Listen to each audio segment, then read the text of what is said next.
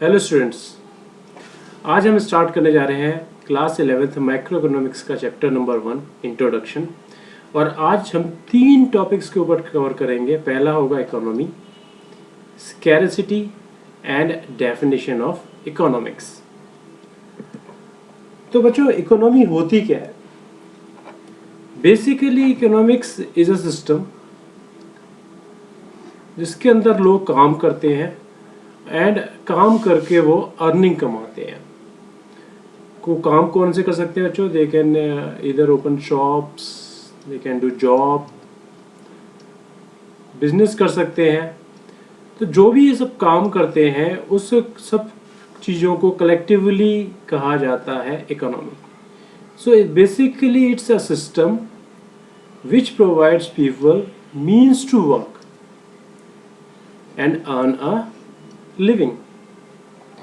जो ये सिस्टम होता है, जो ये रूल्स रेगुलेशन होते हैं, ये हर एक कंट्री के अलग अलग होते हैं। इंडिया के रूल्स रेगुलेशंस अलग होंगे, यूएस के रूल्स रेगुलेशन अलग होंगे, चाइना के अलग होंगे। लेकिन इन सब रूल्स रेगुलेशन को हम ब्रॉडली 3 कैटेगरीज में डिफाइन कर सकते हैं। हालांकि बच्चों ये तुम्हारे सिलेबस में ये तीनों कैटेगरीज नहीं है, बट एक्स्ट्रा नॉलेज के लिए you should be aware about these 3 facts.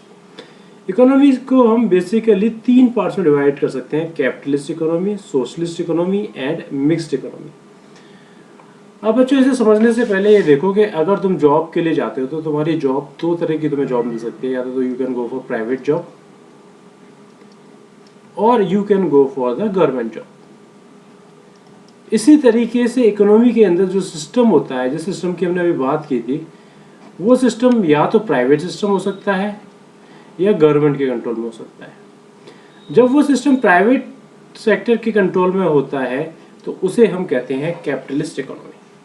तो कैपिटलिस्ट इकोनॉमी में जितना भी रिसोर्सेज होते हैं वो प्राइवेट सेक्टर के अंदर पास होते हैं, और प्राइवेट सेक्टर ही डिसाइड करता है कि इकोनॉमी में क्या प्रोड्यूस करना है और कितना प्रोड्यूस करना है, किस प्राइस पे प्रोड्यूस करना है। गवर्नमेंट का इंटरफेरेंस इसमें बच्चों बिल्कुल ना के बराबर होता है। दूसरा होता है सोशलिस्ट इकोनॉमी, जहां सारे का सारा कंट्रोल किसके हाथ में बच्चों? गवर्नमेंट सेक्टर के हाथ में। यहाँ प्राइवेट सेक्टर के पास फ्रीडम नहीं होती। गवर्नमेंट विल डिसाइड कि क्या प्रोड्यूस करना है, कैसे प्रोड्यूस करना है, किस प्राइस पर बेचना है। All the resources are owned by the government. उसी इकोनॉमी को हम कहते हैं सोशलिस्ट इकोनॉमी या सेंट्रली प्लान्ड इकोनॉमी। बच्चों, अब इन 2 इकोनॉमी के अलावा एक तीसरी इकोनॉमी भी डेवलप करी, क्योंकि ये दोनों एक्सट्रीम है। या तो सारा प्राइवेट सेक्टर को दे दो या सारा का सारा गवर्नमेंट के कंट्रोल में कर दो। लेकिन जब थोड़ा सा कुछ चीज़ें प्राइवेट के अंडर में होती हैं, कुछ चीज़ें गवर्नमेंट के अंडर में होती हैं, दोनों सेक्टर काम कर रहे हैं, प्राइवेट सेक्टर भी काम कर रहा है और गवर्नमेंट सेक्टर, दोनों साथ साथ काम कर रहे हैं, ऐसी इकोनॉमी को कहेंगे हम मिक्स्ड इकोनॉमी, जहाँ दोनों सेक्टर्स काम करते हैं साथ साथ। कैपिटलिस्ट इकोनॉमी का अगर एग्जांपल की बात करें तो ये जो क्लोज एग्जांपल है that is USA. Socialist economy के लिए रशिया बोल सकते हैं, चाइना बोल सकते हैं, और मिक्स्ड इकोनॉमी में अपनी इंडिया। जैसा कि हम इंडिया में देखते हैं, कुछ सेक्टर प्योरली गवर्नमेंट के पास है, लाइक रेलवेज, और बाकी जो चीज़ें हैं, बहुत सारी चीज़ें हैं, वो प्राइवेट सेक्टर के ऊपर गवर्नमेंट छोड़ी है और प्राइवेट सेक्टर ही उन्हें प्रोड्यूस करता है। अब इकोनॉमी के अंदर 3 तरह की प्रोसेसेस होती हैं जिसके थ्रू वो सिस्टम चलता है। पहली प्रोसेस होती है बच्चों production, second is consumption and third is investment और कैपिटल फॉर्मेशन। प्रोडक्शन में बच्चों क्या होता है? गुड्स एंड सर्विसेज प्रोड्यूस की जाती हैं। इकोनॉमी के अंदर ये बहुत ज़्यादा इंपॉर्टेंट प्रोसेस होती है, क्योंकि जो सबसे ज़्यादा प्रोड्यूस करता है उसकी इकोनॉमी भी उतनी ही ज़्यादा आगे निकल जाती है। सबसे अच्छा एग्जांपल चाइना, जो सारी दुनिया को प्रोड्यूस करके एक्सपोर्ट करता है। तो पहली प्रोसेस को कहते हैं प्रोडक्शन। प्रोडक्शन में हम क्या करते हैं बच्चों? इनपुट्स डालकर आउटपुट प्रोड्यूस किया जाता है। एक इनपुट होता है, प्रोडक्शन में जाते हैं और एक आउटपुट प्रोड्यूस कर दिया जाता है उससे। तो जो गुड्स एंड सर्विसेज को प्रोड्यूस किया जाता है उस प्रोसेस को कहते हैं प्रोडक्शन। जब वो गुड्स एंड सर्विसेज प्रोड्यूस हो जाती है तो उसके बाद जब उन्हें मार्केट में लाया जाता है तब उन्हें यूजर्स यूज करते हैं। तो वो यूज करते हैं, उस प्रोसेस को कहा जाता है कंजप्शन। राइट। अब प्रोडक्शन अपने आप तो नहीं हो सकता, प्रोडक्शन के लिए हमें कोई ना कोई फैसिलिटी सेटअप करनी पड़ती है। उस फैसिलिटी को सेटअप करने को हम कहते हैं इन्वेस्टमेंट। लाइक हमने एक फैक्ट्री लगाई, फैक्ट्री पे हमने पैसे खर्च किए, तो इस फैक्ट्री पे जितना भी हमने पैसा खर्च किया that is called investment. Factory के अंदर फिर प्रोडक्शन हुआ, इस पूरी फैक्ट्री के अंदर प्रोडक्शन हुआ, उसके बाद वो चीज़ें मार्केट में गई और वहाँ उनका कंजप्शन हुआ।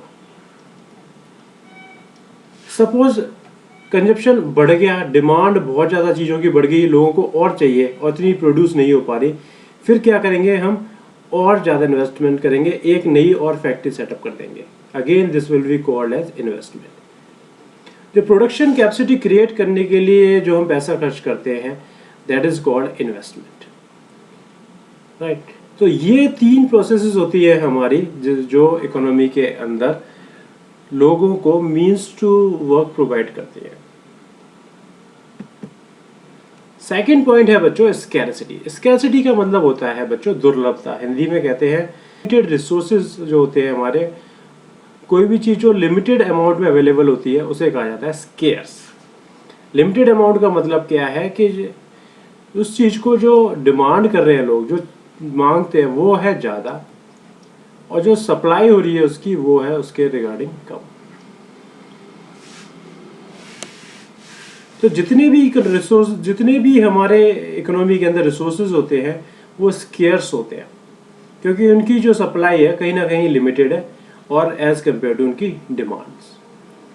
तो this is called scarcity of the resources where demand is much more than the supply, right. अब देखिए बच्चे, सेकंड जब स्कैरसिटी होती है तो वो that needs economising of the resources. Economising of the resources का मतलब क्या है कि हमारे जो रिसोर्सेज है बहुत कम है और हमारे जो डिमांड है वो बहुत ज़्यादा है। तो अब हम क्या करेंगे, उन रिसोर्सेज को इस तरीके से इस्तेमाल करेंगे कि हम उससे मैक्सिमम अपनी नीड्स को सेटिस्फाई कर सकें। तो economising of resources means making optimum use of the available resources. जो आपके पास रिसोर्सेज अवेलेबल है उनका आप ऑप्टिमम यूज करने को ही इकोनोमाइजिंग ऑफ रिसोर्सेज कहते हैं। वेस्टेज कम से कम हो, अधिक से अधिक उन रिसोर्सेज से हम आउटपुट ले सकें, that is called economising of resources. क्योंकि स्कैरसिटी होती है, स्कैरसिटी क्या करती है, it leads to economic problem. अब हमारे पास जो रिसोर्सेज है वो कम है और जो हमारी रिक्वायरमेंट है, जो हमारी डिमांड है वो बहुत ज़्यादा है, तो it will lead to problem of choice. Problem of choice का मतलब क्या है बच्चों, कि हमारे पास रिसोर्सेज कम है और रिक्वायरमेंट ज़्यादा है, तो उन रिसोर्सेज को किस तरीके से इस्तेमाल करें कि हम मैक्सिमम अपनी वांट्स को सेटिस्फाई कर सकें। ये रिसोर्सेज हैं हमारे और ये हमारी वांट्स है, तो it's a problem of choice. In resources को किस तरीके से चूज करें, किस तरीके से इस्तेमाल करें कि हम मैक्सिमम वांट्स को सेटिस्फाई करें। इसे और डिटेल में समझते हैं बच्चों। जो रीजन है इकोनॉमिक प्रॉब्लम का वो है, ये 3 रीजन है। Scarcity of the resources, resources हमारे बहुत लिमिटेड है। वांट्स हमारी जो हमें चाहिए, रिक्वायरमेंट है वो अनलिमिटेड है। और इन रिसोर्सेज के ऑल्टरनेट यूजेस हैं कि एक रिसोर्सेज को हम कई जगह इस्तेमाल कर सकते हैं। अब किस जगह इस्तेमाल करें वही हमारी इकोनॉमिक प्रॉब्लम है। एक एग्जांपल ले लेते हैं बच्चों। तुम्हारी सैलरी है 20,000 रुपीज, तुम्हारी जॉब लगी, तुम्हारी सैलरी फर्स्ट आई 20,000 रुपीज। अब इस सैलरी से तुम्हें क्या करना है, अपना फूडिंग का भी काम करना है, शेल्टर पे भी खर्च करना है, अगर आप सिटी में आए हैं घर किराए पे लेना है, और एजुकेशन, अपने किड्स की एजुकेशन पे भी खर्च करना है। तो डिफरेंट एवेन्यूज है। तो अब हम कितना पैसा फूडिंग पे खर्च करें, कितना शेल्टर पे खर्च करें, कितना एजुकेशन पे खर्च करें, तो ये हमें बताएगा एक जो हमारी सैलरी है उसके ऑल्टरनेटिव यूजेस हम कहाँ कहाँ खर्च कर सकते हैं। तो कितना पैसा कहाँ यूज करें, that is the part of economic problem. तो इकोनॉमिक प्रॉब्लम में हम बेसिकली 3 चीज़ों को देखेंगे। स्कैरसिटी ऑफ द रिसोर्सेज के कारण आती है economic problem. Unlimited human wants की वजह से आती है अनलिमिटेड द इकोनॉमिक प्रॉब्लम, और उनके ऑल्टरनेटिव यूजेस है उसकी वजह से आती है।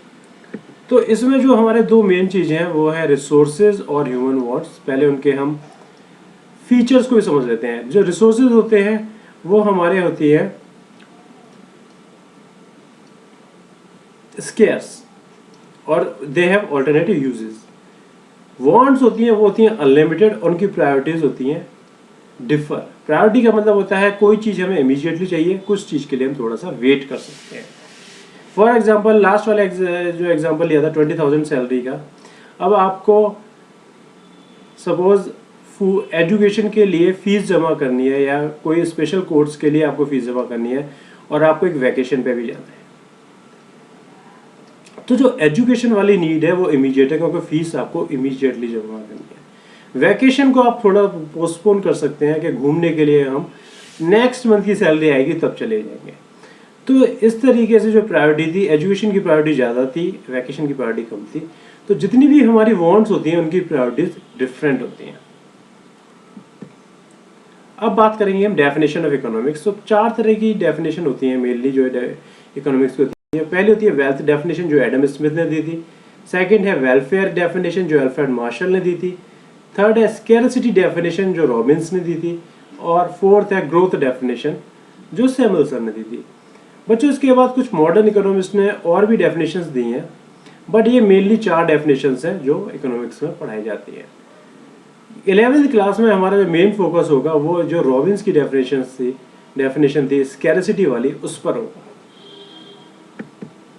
तो उसके अकॉर्डिंग इकोनॉमिक्स होती क्या है बच्चों? अगर सिंपल वर्ड्स में इकोनॉमिक्स की बात करें तो economics is all about making choices in presence of scarcity. क्योंकि चीज़ें स्केर्स हैं तो उसमें हम कैसे चूज कर रहे हैं वो इकोनॉमिक्स है। अगर आपकी सैलरी जो हमने देखी थी 20,000 है, उससे आप कौन कौन सी चीज़ों पे कितना खर्च करेंगे, that is called economics. That means you are making choices और आपकी सैलरी स्केर्स। अगर सैलरी बहुत ज़्यादा होती, लाखों में होती,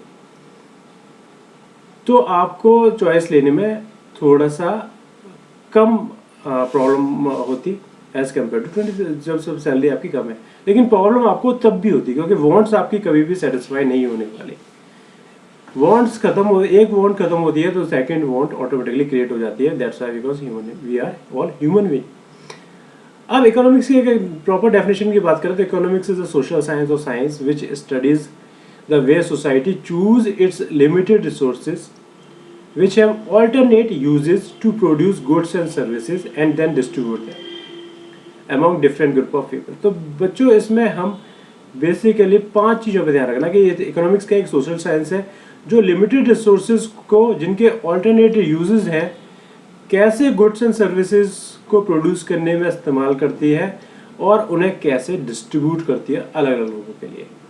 so this is the definition of economics. तो बच्चों आज हमने 3 चीज़ों को कवर कर लिया। हमने पहली चीज़ कवर की थी इकोनॉमी, दूसरी चीज़ हमने जो कवर की थी स्कैरसिटी, और तीसरी चीज़ हमने जो कवर की है वो है डेफिनेशन ऑफ इकोनॉमिक्स। राइट। तो बच्चों this is all we have for today's video lecture and we will meet in the next class. Thank you.